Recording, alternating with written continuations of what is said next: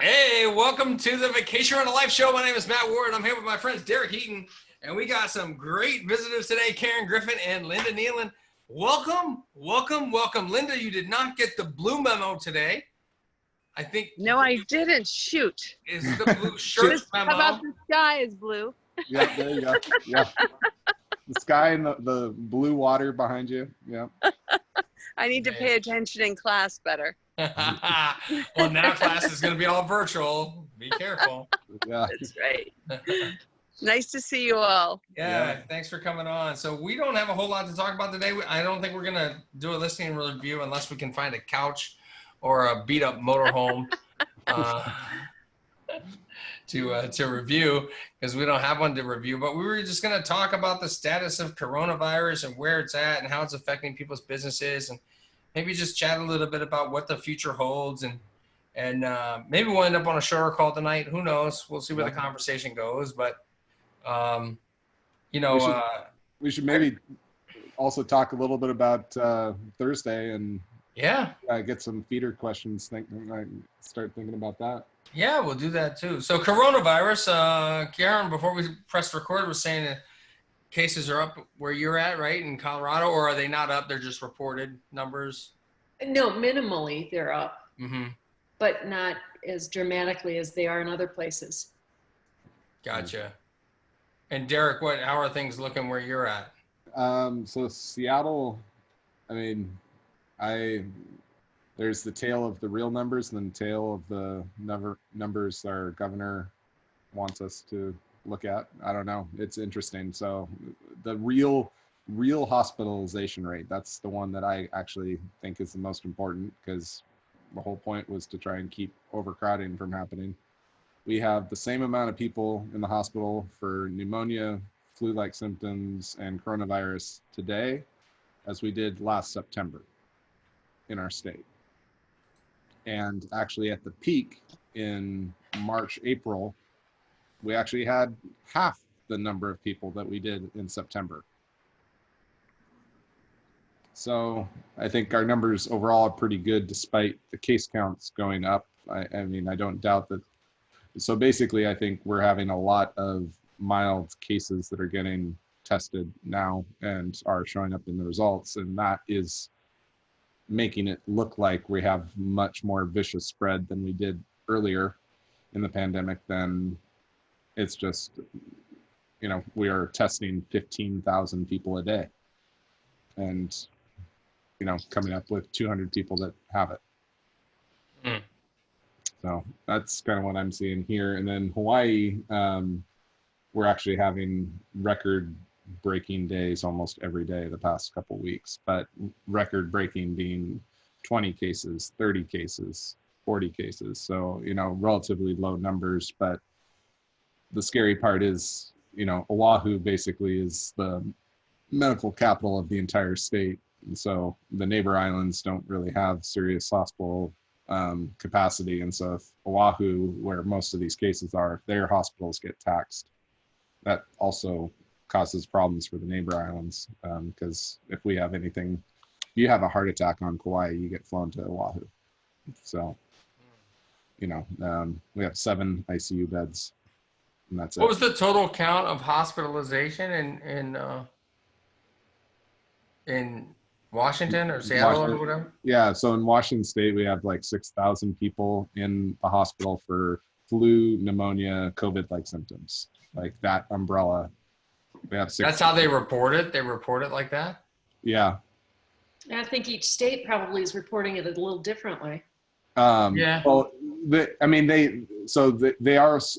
separately are reporting actual cases and also cases of what they're calling suspected of known COVID hospitalizations. But I feel like that's a good metric to overall look at, because it gives us a picture of how many, because we have a baseline number of people that have pneumonia and flu and these other diseases, and who also might need respirators and the other equipment that they're worried about getting taxed out, the ICU beds.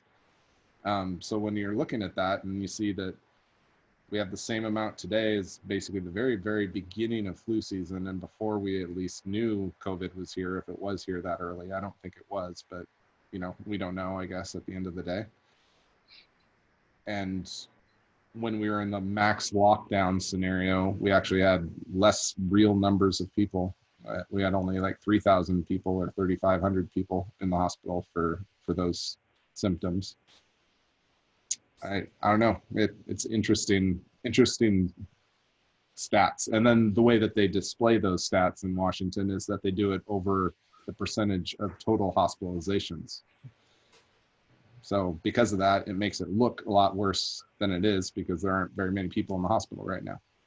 So as a percentage, yeah, it's higher than it was in September, but in real numbers, and you know, the actual how many hundred or thousand people are sick with these symptoms in the hospital, it's pretty low, or the same as it was before the flu season started. So I think we're doing pretty darn good in that capacity. I mean, so I don't know. Here's some interesting, I'm going to go ahead and share my screen and show you this report. This is the daily report from Massachusetts, what they call their dashboard. And this is from today, July 28th. Just going to show this to you. And so this is by gender, male, female, right? So we have 53% females who have gotten it. Total number of deaths with a previous hospitalization, meaning somebody was in the hospital prior, 53%. And total deaths with underlying conditions, 98%. Yeah. 98%. Now, that's crazy, but here's the bigger number, right? When they talk about all the shutdown stuff that's going on, and this is why we have such a big problem. I'm not going to say politically, but why people are diametrically opposed to the shutdowns and things is because when you look at this chart right here by age group, now don't look at this one because this is the rate per thousand, but this one is deaths by age group in Massachusetts. This is 80 plus years old right here. The chart is off the charts. And it's because early on, when people were in the hospital, they sent them back to the nursing homes. Yep. And then they infected a bunch of other people in the nursing home. Same thing happened in New York that happened in Massachusetts. So you can see the 60 to 80 plus age range is, 2,700 plus another 7. It's 95% of it. Yeah. Yeah. So, so that's the challenge, and then I was looking at the hospitalization thing when you were talking about it. Yeah. This is the ICU numbers for Massachusetts. And again, when you start looking at all this, you really have to start reading this on a daily basis to understand how the numbers are flowing, I think. Yeah.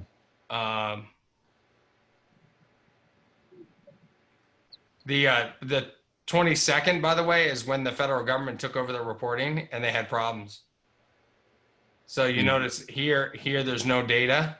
Yeah. And then here there's negative data. So, I don't know. There's a lot of charts here to read, but they have a bunch of charts in here about how much testing they're doing and things like that as well.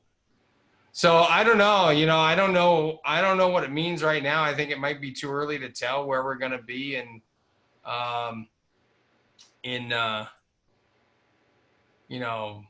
3 months. Yeah. I'm super skeptical. Yeah. I wish that they would just make everybody take a test or before they get on a plane or travel somewhere so that, you could confirm you don't have the virus, then they're not spreading it and travel can go back to somewhat normal. So I heard this on the news today. Again, I don't know what to believe, but they say that there's trouble getting tests. There's trouble actually getting access to a test and getting the results in a reasonable time frame, right? Mm-hmm. Yeah. And yet Major League Baseball has done 6,500 tests to date. Yeah. 6,500 tests. They're testing players like every other day. Yeah. They seem to have access if you're in elite. if you're rich. Well, Yeah. it's a matter And the of entire, by the way, the paying for it. entire Florida Marlins team is suspended now because they had too many, they suspended team play and they're hunkered down because they had too many people test positive. And let's clarify another thing. The Toronto Blue Jays are not allowed to play at their home baseball stadium in Toronto. Right. Yeah. Yeah, I heard that they might play in Buffalo or something. Yeah, they tried to play in Pittsburgh. And Yeah. the people in Pittsburgh were like, you're not playing here. And so now they're looking at Buffalo. The Yeah, Buffalo, the Canadians Buffalo don't Blue want. Jays. That works. That works. Buffalo Blue Jays. I like the alliteration. Well, a stat that I came across this week locally that's interesting, and this is something for everybody to kind of look into, that because every area has its own stats with this. SeaTac is up to now 25% of normal passenger capacity, which I find, that's Really? definitely heading the right direction. It's not, obviously it's not a normal busy summer, but I bet, without looking at the numbers, I wouldn't be surprised if 25% of our normal summer peak capacity might be similar as like winter, average Wednesday in winter type of thing. That's encouraging. So, yeah. So people are flying in, and I'd say I'm back to where at least half of my guests are flying. So Wow, that's great. So I think people are not as scared to fly as we might What think. the numbers you're looking at, are they for the full month reported in June? Because that's what Logan is showing. Yeah. Boston Logan Airport. Okay. They seem to produce the report at the end of the month. Yeah. So their June total domestic flights were down 69.8% year over year. Total airport flight operations were down 72.4% year over year. I wonder if that's because it's a big city and people are afraid to go into the big city right now. Well, but I mean, if you look at it, that's actually better than my numbers in that. I mean, because we're at 25% of capacity, you're at 30. No, we're at 20. Well, I don't know how you're 29. defining percent of capacity because this is just numbers year over year. I think they were doing passenger count was the way that my data was based off of. So what, say passenger count, total airport passengers is down 88.9%. Okay. So it's down almost 89%. Yeah. So last year, June of last year, they did 3.9 million passengers. And June of this year, they did 438,000. Wow. Now, year to date, 2019 compared to 2020, they're down 59.7%. So what that shows you, though, is that there's been a dramatic drop off in the COVID months, but early in the year, because I was flying out of Logan earlier in the year. I had multiple flights in and out of Logan. Yeah. That's the most convoluted airport in the country, at least that I've been in. Yeah, I don't know. I mean, Atlanta's not that great either, Yeah. I think with the news talking about the extraordinary case numbers in the States every day, it's hard to get on a plane and feel safe in the States. Yeah. Yeah. Now, what's the status where you're at?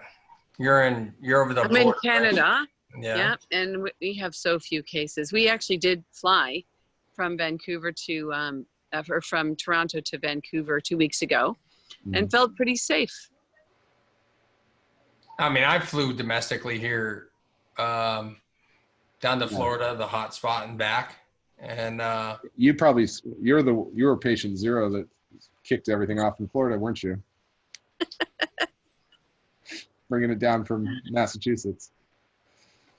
Did you feel safe, Matt? Yeah, the only thing that was quote unquote uncomfortable was, wearing your mask the entire time on the flight, unless you're eating or drinking. And they only gave you a small snack and water only.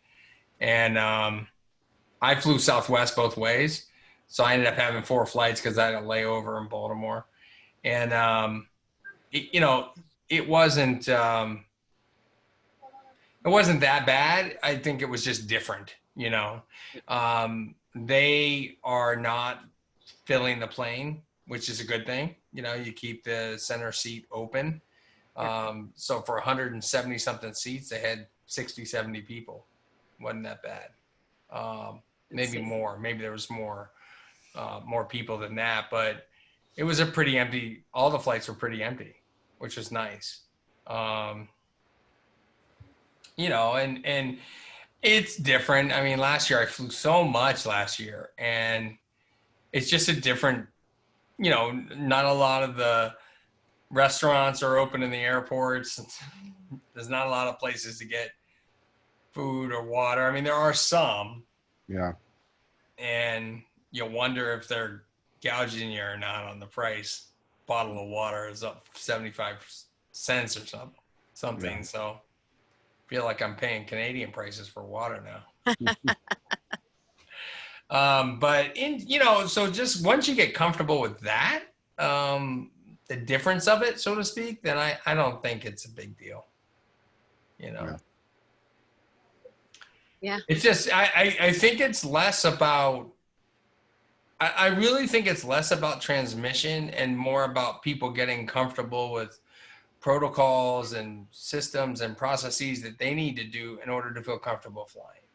Once people start to feel comfortable flying again, then tourism is gonna be up, and hopefully we'll see some sort of stimulus packages for the tourism industry.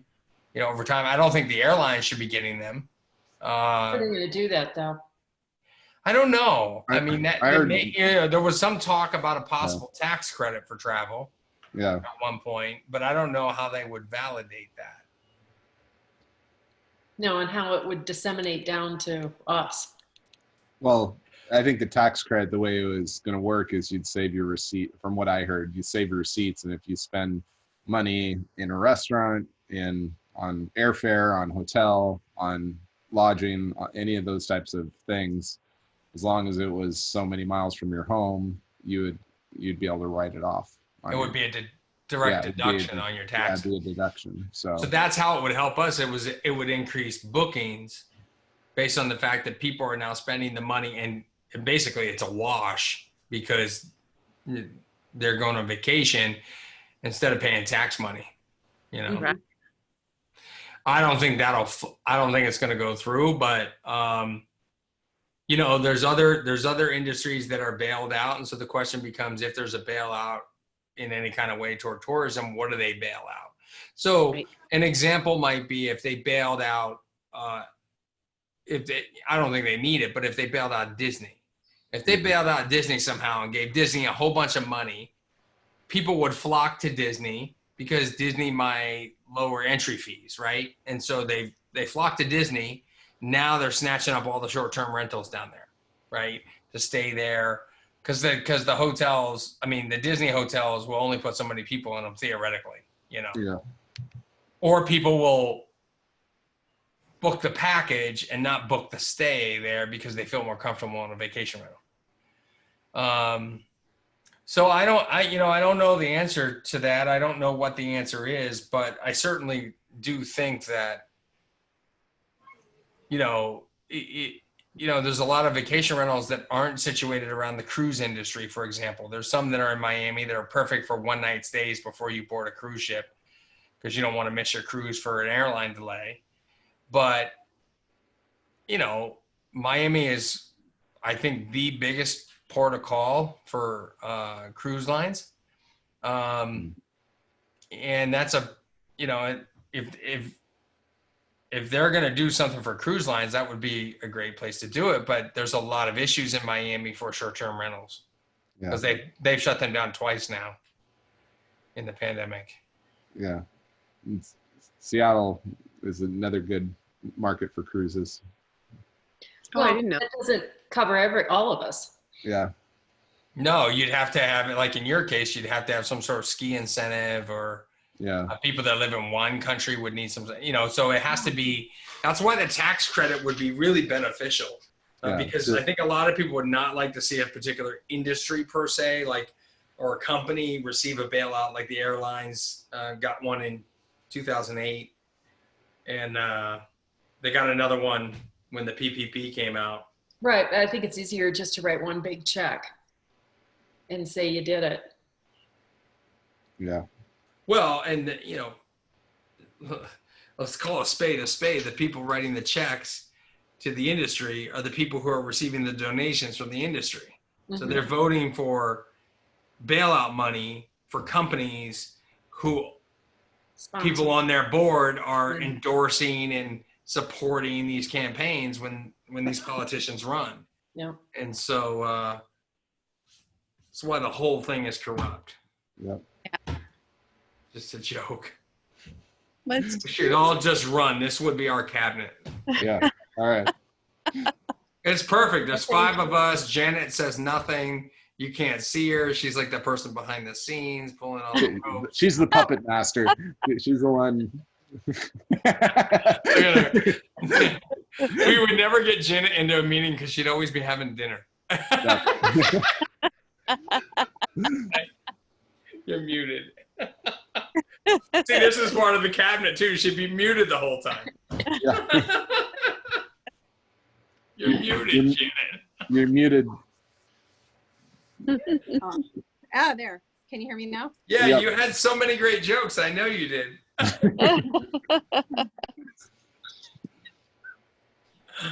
Good times.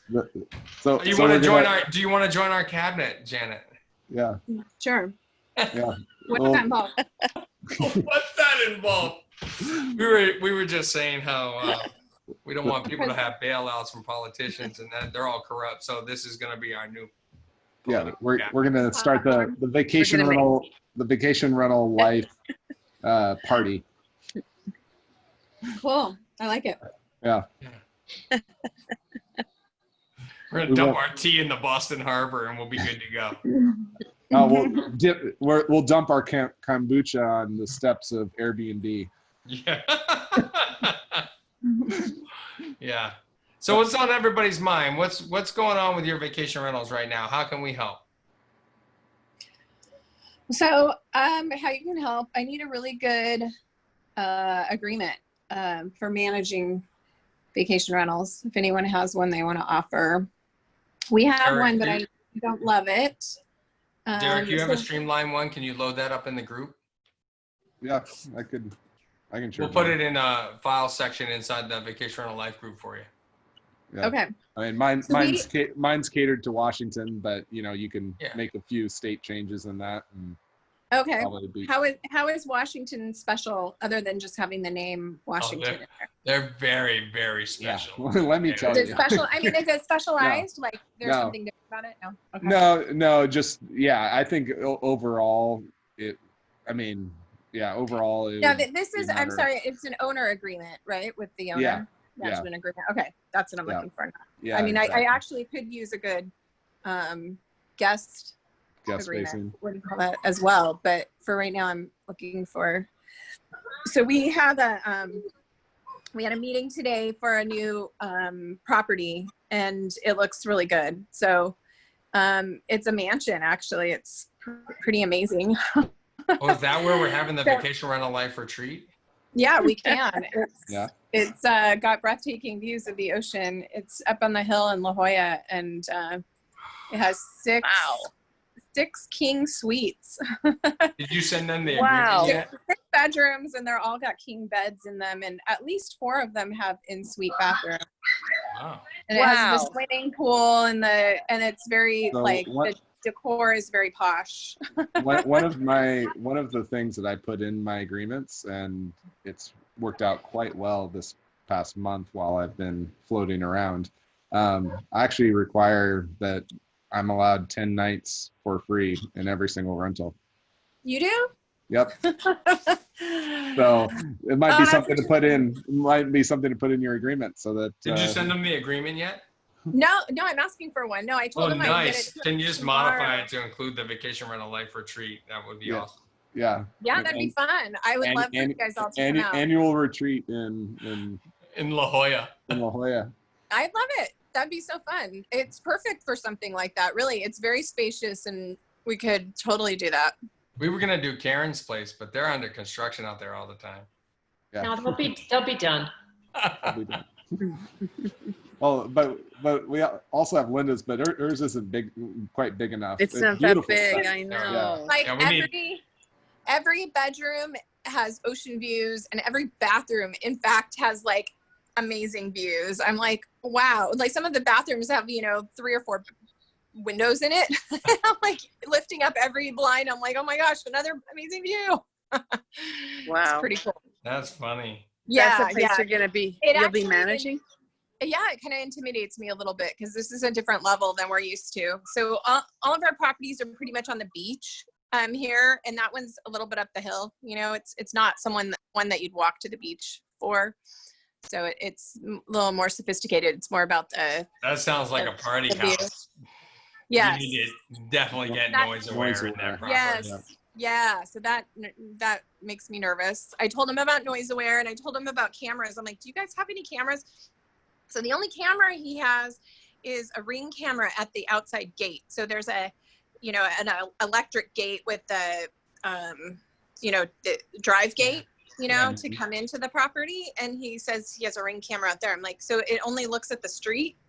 I'm like, oh, so I think we need some looking at the pool and the balconies and stuff like that outside the property, so we can make sure that they don't have extra people. And I was trying to explain that to him. So, I mean, he's open to whatever. So I think that, right from the get-go, we need to get it set up properly. So I'm not nervous all the time that there's going to be like big parties, big bachelor parties, and people. I'm like, the balcony is right over the pool. I'm like, oh my gosh, I just visualize people jumping off the balcony into the swimming pool. Yes. Because when you look at it, okay, so I was asking how much it normally goes for, and he said it had in the past, and I was asking if I could get all the past owner reports that he gets, his monthly statements, so I can see like what percent occupancy he's had and what the normal rate is that he's had rented it for. But I asked ballpark, and he says about $800 to $1,200 a night. And I was thinking, for the number of people that it sleeps, I'm like, that's really affordable actually, and for such a posh place that if you had a group, you could. It seems very possible that it could be used wrongly, right, by the wrong group. So I'm gonna That sounds too- some of the work. Yeah. That sounds too cheap to me. Yep. Yeah, does it? It should be 2,000 a night ish. Yeah. Okay. Peak. I say that because I ran a place in Maine that's 5 bedrooms, 4 baths on the ocean, kind of out on a point, same kind of level, and they get Okay. 2,000 a night, and it gets booked solid. Okay. Yeah, we told thinking- Linda she has to raise her prices because it gets booked solid. That's true. So maybe 3,000 a night. Yeah. Well, and also too, in Linda's case, she's primarily a summer rental, right? No winter renting That's true. on that That's true. property. She has a short season. Yeah. So you got a But much 6 longer bedroom, season. but 6 bedrooms, panoramic ocean view in La Jolla. That sounds really high end, doesn't it? Yes, and the decor is very high end. Yeah. It's not modern decor. It's more like Tuscan Italy kind of decor, if you know what I mean. Yeah. Like very classical. Every bed is one of those really expensive sleigh beds. Very, very expensive Wow. furnishings. Matt would think that they're solid beds that he wouldn't be worried about. Yeah. For sure. I mean, what's a fat guy to do? Look at the sturdiness of a bed. I don't know. Well, I mean, I'm renting the house to sleep well. I don't want to end up on the floor because I laid on the bed. Oh. Yeah, I mean, I think That's incredible. I'm excited to see. Can't wait to do a listing review on that property. Yeah, exactly. Yeah, I know. I'm excited. I'm nervous. Yeah, it's What is there to be nervous about? just figuring it out, I guess. Yeah. Let me tell you what she's really nervous about. She's Getting worried the right about guest. she's worried about getting the right guest because she's gonna get that first booking and she's gonna be like, yeah, cha-ching, 20 grand. They're staying for 7 nights or whatever. And she didn't have enough cameras on the property, and next thing you know, there's a rager there, and she's that's like, what I'm "Oh my nervous God, am I responsible?" Like the right the guest. Airbnb in New Jersey that the cops had to show up because they had 700 people at the house party, like that. Yeah. So where will you advertise? Where do you advertise now? Right now we've just been Airbnb, but we use Hostfully and we can push it out to VRBO and Booking and Expedia and all those. But I feel like I feel comfortable. My comfort zone is just VRBO, our own listing site, for direct bookings and Airbnb. You might want to talk to Airbnb's luxury retreats brand and their Luxe product. I don't know if there's like with COVID, I don't know what the status is of those. Like they might not be. They discontinued that. Yeah, or if they're not onboarding anyone. I had a high-end property in Hawaii that we were looking at the luxury retreats model. They do take a much higher percentage, but they basically do everything in regards to the booking and the communication with the guest and setting expectations and booking stuff. And their target with that product is like Hollywood elite and baseball players and like that type of clientele. They actually personally send somebody to onboard every single property into the program to do quality control, fly them out, have them stay at the property and inspect it. Like they make. What about the Marriott one, Derek? I mean, yeah, that I think you have to have a certain portfolio. You have to be the owner or can you? No, you can be the manager. I think they want a certain portfolio of properties to want to onboard somebody. So I personally gave them the finger, but teach their own on that. I have an account manager. Yeah. But with we all do. Are you saying account manager with Airbnb? Oh, with Airbnb, yeah. With Airbnb, no, I think the Luxe thing and all that makes sense. But I'm saying on the Marriott hotel and villa or homes and villas program, I'm personally opposed to that as long as the hotel lobby keeps on trying to shut down vacation rentals. But I think that's kind of sacrilegious for them to try and dance in both schools. To get it encroach into our territory. I know. Yeah, well, while they're still trying to shut us down, it's one thing if they stop that. If they stop, it's okay if they do it, but it's not okay if we do it, right? Yeah, exactly. That doesn't sit right. But Janet, it's okay. It's okay if you work with Marriott to get your listings, booked by high-end clients, and you make your client a lot of money, and you make a lot of money. It's okay. The reason I wanted to tell you guys. So my account manager is a new one. She connected with me about a month or two ago. After all of this, and so she came from the hotel division of Airbnb. And now she's managing both hotels and the Airbnb side. And she's been very responsive. And in a recent communication from her from last week, I whined and complained about how it's taking me 3 weeks to get response from the the help desk on Airbnb, and how they finally reply like 3 weeks after the guest is checked out, and it's like far too late. They ask, do you still need help? And I'm like, I guess not anymore. You're always like pushing that no, not anymore button.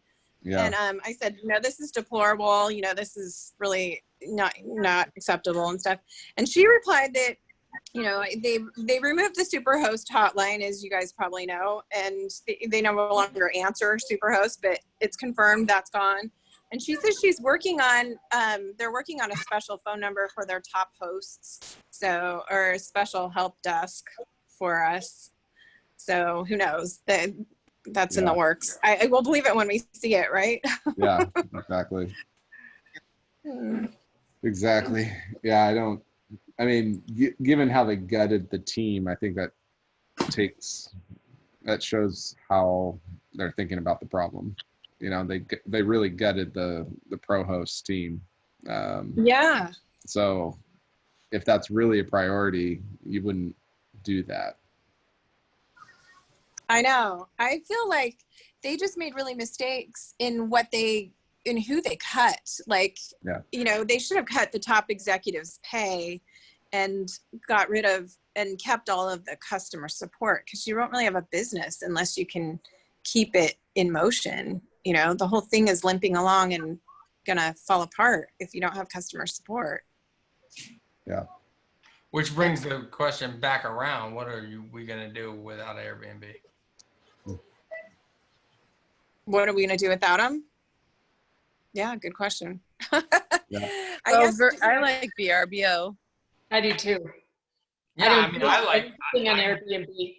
I get all my bookings from VRBO. We just added the property to Airbnb last week. At basically Derek's prodding, because I was like, well, you know, it doesn't cost me anything to add it. I can always refuse the bookings or whatever, and I'll get a few more here and there, and then that is more than enough. But at the end of the day, these platforms are only going to survive as long as if they stop making the mistakes that you guys are talking about. Yeah. Mm-hmm. And yet we're all dependent on them to some degree. Right. So tell me about VRBO, if you guys don't mind me asking, when you have a managed property that you do on VRBO and there's that upfront fee to list. I mean, I know you could do it either way, but the better way is probably to pay that annual fee, right? Yeah, $400, whatever it is. Yeah, whatever it is. Do you pay that out of your pocket, or do you charge it to your client? Well, in my case, the property is mine, so I pay it out of my pocket. Because I only manage my own. Okay, so for those of you who manage properties, do you bill that, you invoice that to your client? Yes. You just take it out of their earnings? I charged my client. I think it ultimately depends on what your commission split is and how you want to run your business. I pay for it, but the rationale that I do that is I basically make it almost all decisions for my clients. I don't let them make decisions. That's why they hire me.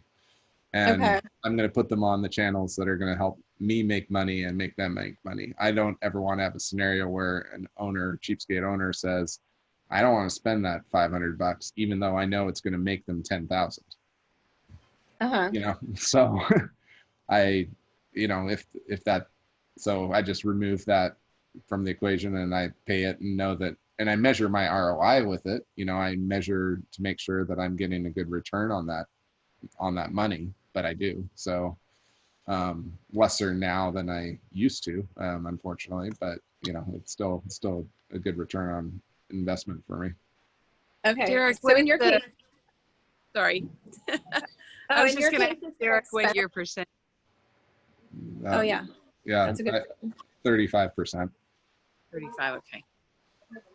So, which I think tends to be on the higher scale. However, I don't, that's my fee. Like I don't have a separate booking fee, and I don't play as many of the piecemeal games. I take it right off the top and call it, well, almost off the top. I don't charge it on the taxes, but yeah, I mean, I take it right off the top and take my cut, and that the rest is theirs, and you know, go from there. So that's how I like to do it personally. But you know, every market's different, and Karen, I was able to get away with that.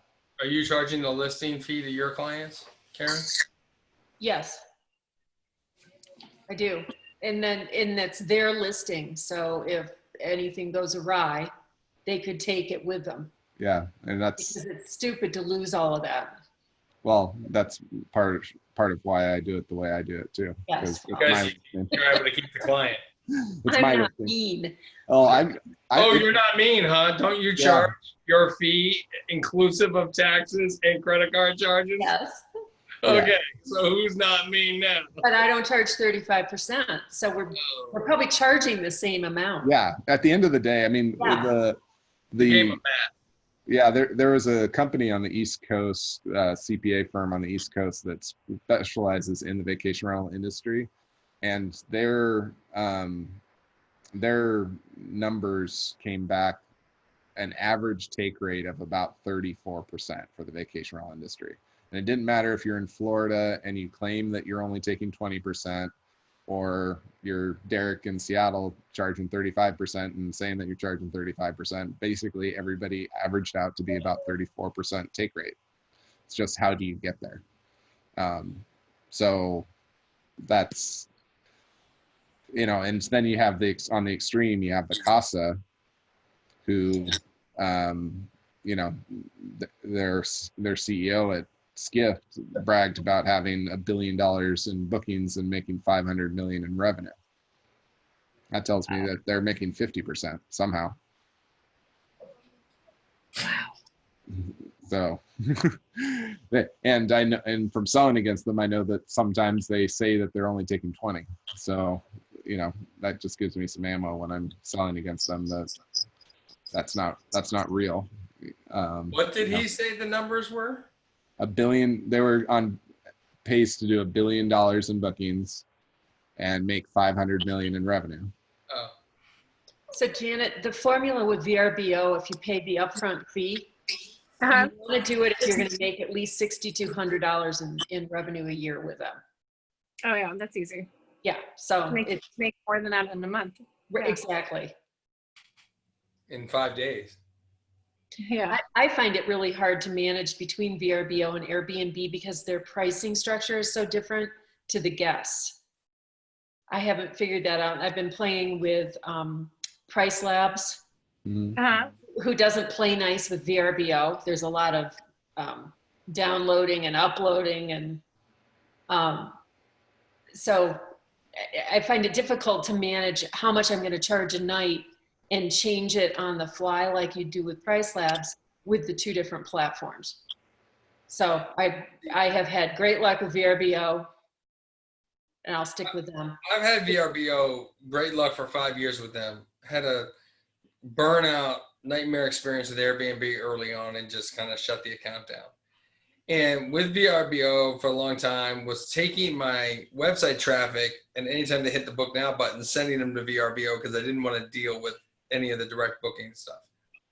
And so I started looking at Price Labs after our discussion a couple of weeks ago about it. I was like, oh, that's very intriguing. And then I notified Derek afterwards, by the way, Price Labs doesn't directly integrate with VRBO. It's primarily Airbnb, and you got to go through a property management system, or like you said, start to do downloads, uploads.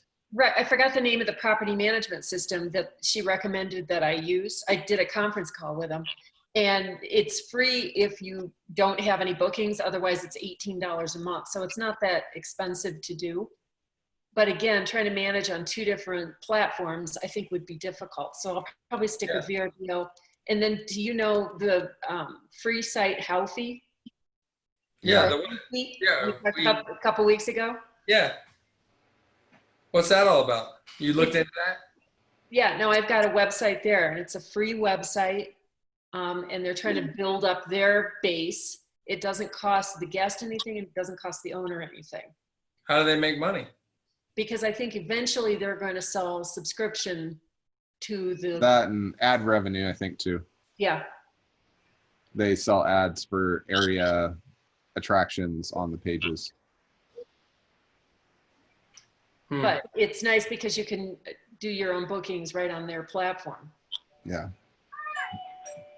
But the reality is that, I mean, bless them. I love their mission that they're on, but they're without getting either venture capital or, basically without getting venture capital, which means ultimately they're going to have to increase their revenue model to make the venture capitalists happy. There's no way for them to compete with the large listing sites. You know, it unfortunately it takes a lot of money and Yeah, you got to run a lot of time paid hours. ads on Google to compete. Yeah. Right. No, I know it may fail, but you know, Yeah. I've been doing this a long time before the internet, and Yeah. they come and they go. Yep. Yeah. And you know, just jump on board and see where the ride takes you. No, Do I you, hear are you. you getting more bookings now, post internet wave, as you mentioned, you did it before the internet, or how's that comparative? Before the internet, I was managing 15 properties, and the phone calls were just awful. Yeah. It was just fielding phone calls all day and all night. So in that respect, it's a lot better. And it's not mailing things and word of mouth, and so. Faxing rental What agreements. about volume? Yeah. And mailing keys. Yeah. Those were the days. What about the volume, Karen? Oh no, volume's always been there. Ski areas have always been here. So is your revenue up per property? Like if you had a comparable property and before the internet and what now, like are your total bookings higher? Booking revenue? Yes, and Yeah. that's mostly because the area has done more in the summer than they used to have. They didn't have the summer traffic. Yeah. So it has zero impact on the internet. The winter has zero impact. It sounds No, like. I don't think it did. Yeah. Um, because there wasn't as much competition, so I wasn't competing with as many places. Yeah, and you weren't giving away all the commissions. Right. Yeah. And it was, you know, you sort of cluster a group of owners together and refer back and forth. And So the trade-off for your time and answering the phone, dealing with now the internet, is the fact that you have increased competition, but yet at the end of the day, the pricing is still the same and the revenue numbers are the same. And right. Well, and the number of nights has changed. This is the third swing where 2001, we went from Saturday to Saturday. It was always 7 nights or more. And then 2001 hit, and that went to just 2 or 3 nights. And then 2008, it went back down again. And I think with COVID, now we're going back up. So that's been nice. people are staying longer because they have the time. Because they can work from here and because they want to be away from people. So I'm seeing most everybody wants at least 7 nights. That's the sole reason I don't go to Seattle, you know, because I just don't want, I want to be away from him, you know. But no, I think you bring up a valid point there, Karen, about just, you know, people's flexibility to work remotely and just the fact that we can do these types of things. The internet is great for many, many things, but as we've just learned, it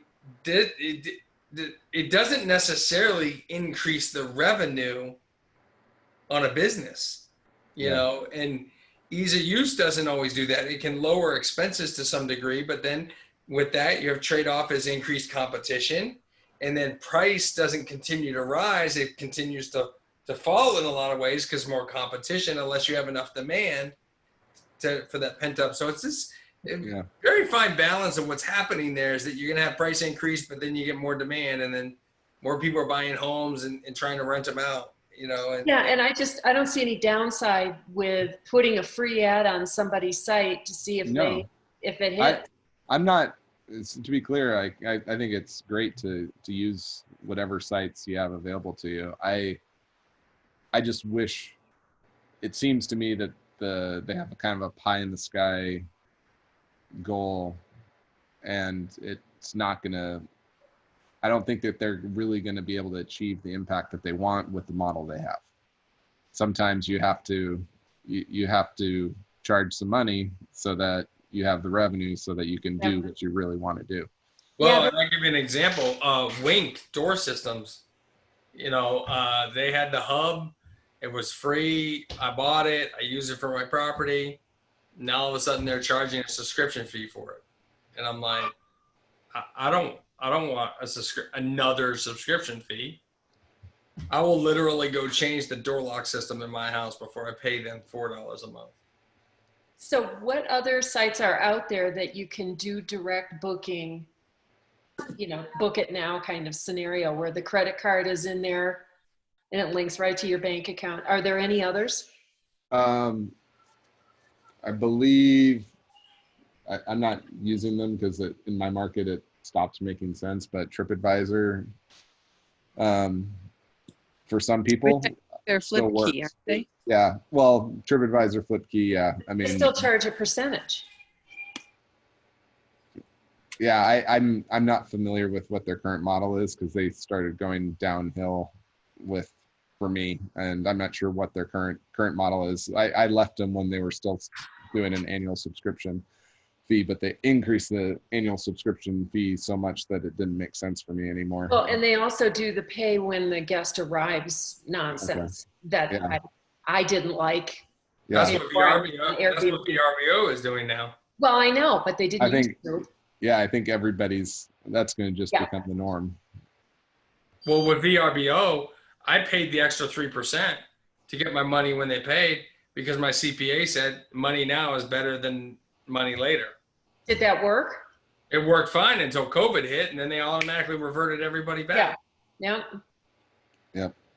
Now I have a guest in my property for oftentimes 2 or 3 days until we have the money. Yeah.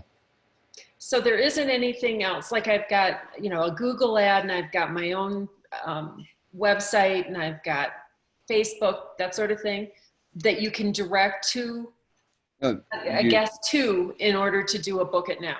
Do you have your email list active? And Well, the properties have sort of increased and my email list is for other properties. So I don't think a 1-bedroom condo is really going to want a big house. yeah, well, I think she's really just asking though, Derek, where do you direct the individual to actually make the booking and pay with a credit card? There's also Plum Guide, which is has expanded to the United States. PLUMB? PLUM. Okay, the fruit, not the. It's a website, a company based out of London, somehow in the UK, and they choose the best properties and they visit your property and take photos, their own photos, and post those on their site, and then they charge you $400 out of the first booking and then nothing else for the year. Oh, wow. Yeah, that might be worth connecting with them, especially for a high-end property. Oh, look at that. And for the La Jolla property. Yeah. Yeah, and the fact that they take the fee out of the first booking means that they have to perform in order for them to get paid. So I like that model. And then I imagine it repeats the following year. I think it's only for the first booking. I don't think they charge you after that. Wow. Is what I gathered. It's still new to me, but I know it's probably a European guest because it's a very popular website in Europe. And so if you have European guests, I would think it would be a good one to be on. Yeah. I would like to. Yeah, I know. Now's a good time to add it, right? So when travel hits back up, they'll start thinking about it. As soon as our borders are open. Yeah. Yeah. Good deal. Yeah. Well, we're quite over on time now. Love the conversation. It's good. I love the fact that you guys keep showing up. You're providing us value. It's fun. Appreciate all the help. We try to add some value to you guys and add some humor to your day and your week. Maybe we'll get some of your friends on here and do listing reviews when they have time. And, Janet's got like 800 properties in California she's managing, so we'll start picking apart those eventually. She won't. You're on mute again. Yeah, she has, and so we have to give her the Zoom training program. I have kids running around. He's kind of crazy. No, I don't have 800. We only have 21. This would make 22. Well, still, we have 22 weeks. The 22nd property might equal the 21 combined. Yeah. Yeah. Yep. That'll be a good one. Well, and let's not forget to make sure everyone knows Thursday we're going to do a social media expert spotlight with Wendy Bixby. Yep. So I'll be interviewing Wendy. That's at 7:00 Eastern time. That's a webinar platform, so you won't be on camera or anything, but you can certainly type in your questions. And we're going to answer all your questions related to social media management, platforms, content, strategy, time commitment, all those types of questions we're going to be addressing on Thursday, the 30th at 7:00 Eastern time. There's a link in the Vacation Rental Life Facebook group. Oh, that sounds great. Yep. Yeah. Looking forward to it. Yeah, that's exciting. And we might even have some time-saving tools put together by then to help you Yeah, with we got that. a little something coming your way. Yeah. Something. Linda Nealon knows about it, but we got a little something coming your way. Yeah, so we'll be announcing that over the next week. It's going to be a good time. How can I get that Fantastic. copy of the owner agreement? Just in the Facebook group, Derek will upload it in the Facebook group. Yeah. And then it'll show as a post with a file that he uploaded, and you click on it, you'll be able to open it up. Awesome. Yeah. That's Thank you. really awesome. No problem, guys. We're here for Yep. you. Feel free to engage in the Facebook group until Thursday on the webinar. All right, we'll Yep. talk to you soon. Don't forget to live happy, smile a lot, and high five everyone around you. Thank you. Take good care. Yeah.